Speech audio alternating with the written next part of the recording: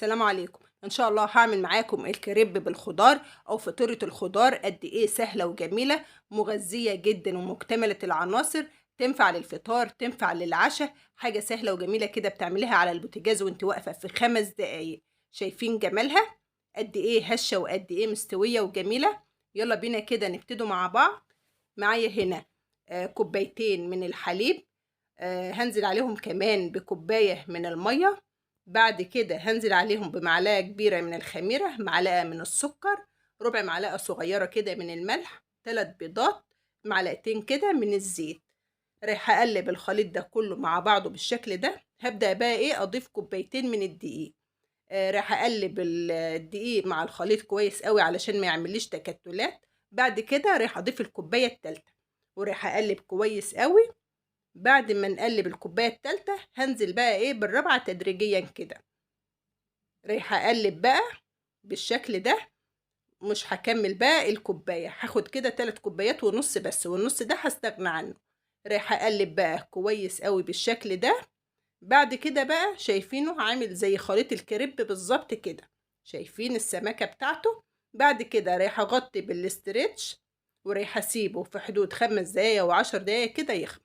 بعد ما خمر بالشكل ده هبدأ بقى ايه انزل بالاضافات بتاعتنا. معايا هنا فلفل الوان، معايا احمر واصفر، معايا فلفل اخضر كمان بالشكل ده. هنزل كده ببصلة متقطعة مكعبات صغير.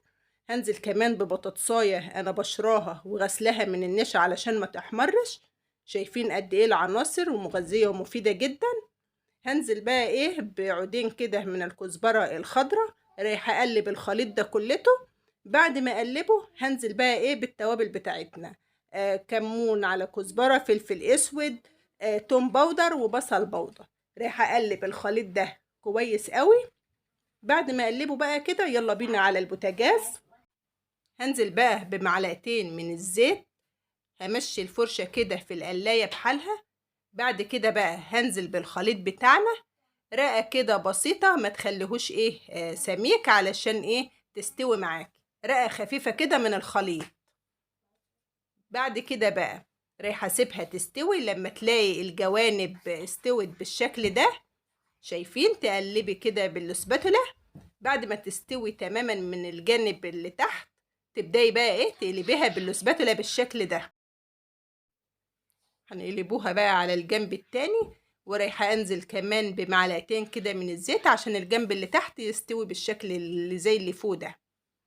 همشي كده الفرشة وهمشي الزيت في جميع الجوانب.